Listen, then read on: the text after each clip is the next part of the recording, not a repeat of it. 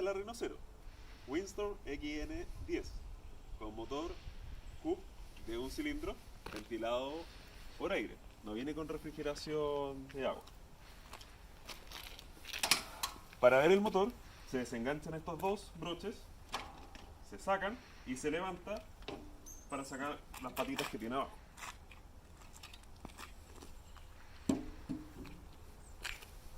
Aquí se puede ver el motor. Es un motor de un pistón. Como te decía, es refrigerado por aire solamente. No tiene refrigeración de agua. El consumo que tiene esto es de 1 litro por hora. ¿Qué hace el motor? El motor mueve una bomba hidráulica, que es la bomba italiana, de procedencia italiana. Esa bomba va al repartidor, que está acá, donde llega el flujo, la presión de flujo de aceite, y esta reparte para los distintos comandos. Dentro de esto están un motor, dos motores,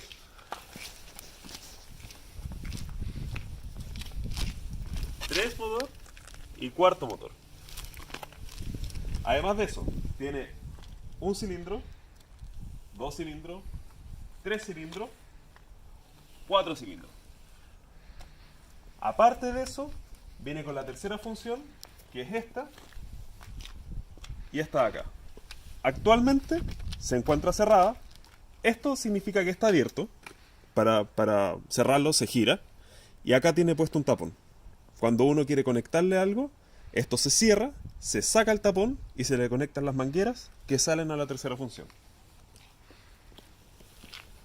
¿Ya? Importante esto, que como bien decimos, todo el sistema es hidráulico. Entonces el motor lo único que va a hacer es mover la bomba hidráulica. Y una vez que la bomba hidráulica se mueve, se pueden empezar a mover los motores hidráulicos que mueven la máquina. Por eso mismo es que la máquina no es muy rápida, sino que tiene fuerza. Y tiene una fuerza constante por un flujo constante de aceite que va circulando en esto. Para echarlo a andar, se sube, aceleras hasta que consideres prudente y giras el contacto y le das partida como cualquier vehículo. Una vez que ya partió y que el motor ya se siente que está con una inercia, se puede empezar a desacelerar.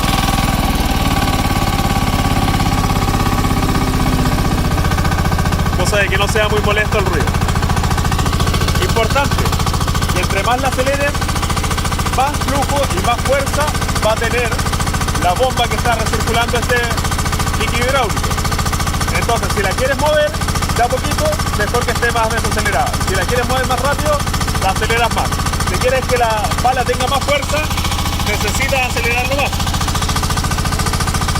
Para moverla, primero hay que preocuparse de esta palanca, que generalmente cuando uno deja de ocuparla o la está ocupando, tiene que quedar abajo. Para empezar a moverla, uno la sube con la palanca hacia el cuerpo. Ahí está arriba. Siempre fijarse que donde está esa pala es la parte frontal de la máquina. Es decir, una vez que estoy así y estoy frontal, la palanca del medio derecha significan estos dos motores. La palanca izquierda significan estos dos motores. Para moverla para adelante y para atrás, muevo para adelante, las dos para adelante, para atrás, las dos para atrás. Y ahí si uno quiere mover, puede elegir mover solamente esta. Si quiero girar para allá, mover solamente esta para atrás, o bien mover solamente la izquierda para adelante.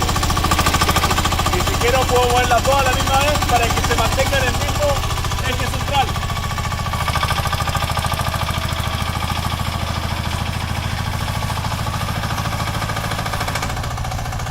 ¿De acuerdo? Ya.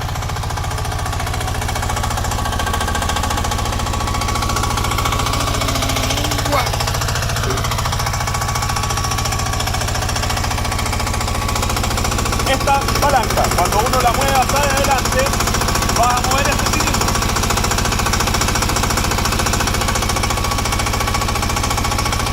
Para acá, el mismo cilindro, pero en versión contraria. Si vas para el lado, cierras. Para el lado izquierdo cierras. Para el lado derecho, abre la pala. Esta palanca de acá, con adelante mueve este brazo. Al contrario, para los costados, gira la máquina en su eje central sin mover los neumáticos.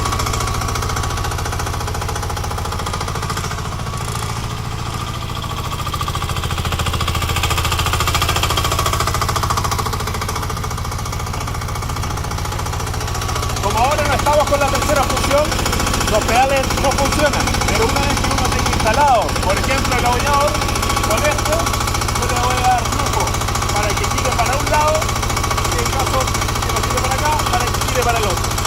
¿Perfecto? Cuando uno quiere empezar a hacer un hoyo, uno tiene que dejar esta pala fijada en el piso, bajarla, no es necesario que se cierre, pero sí que está apoyada en el piso para que forme un contrapeso y giras esto en 180 grados.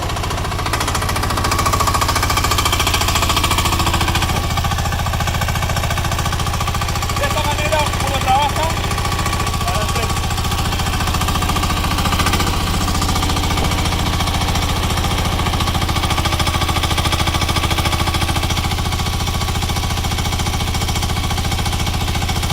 Importante que cuando uno hace la fuerza en la pala, el que tiene que hacer la fuerza es la mano, no esto, no las orugas ni los cilindros. La idea es que la fuerza la haga el brazo cuando está acá abajo. Entonces yo entierro y recojo. Entonces siempre cuando voy a enterrar, ojalá que esté lo más abierto posible, lo entierro y recojo.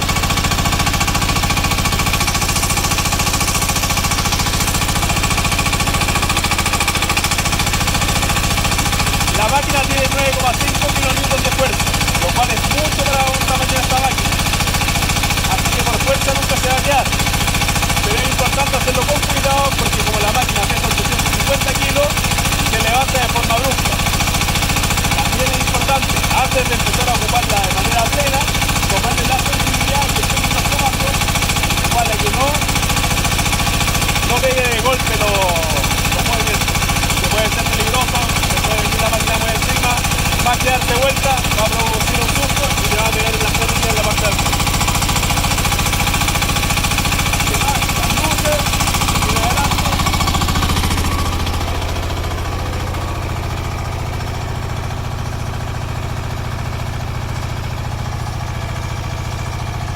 En verdad cuando está oscureciendo se agradece. Para apagarla, el acelerador completamente hacia atrás hasta que pare y se le retira el contacto. De los medidores que tenemos 3 medidores. El más importante es el que está acá, que es la cantidad de flujo hidráulico que hay en la máquina.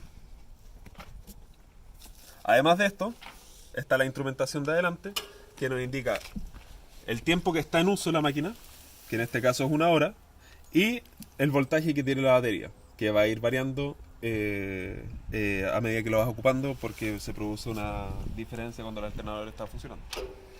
Además de esto, el motor, como es un agente aparte, y cual es bueno porque en caso de cualquier falla se puede retirar y cambiar y poner otro, tiene la entrada de petróleo por el lado superior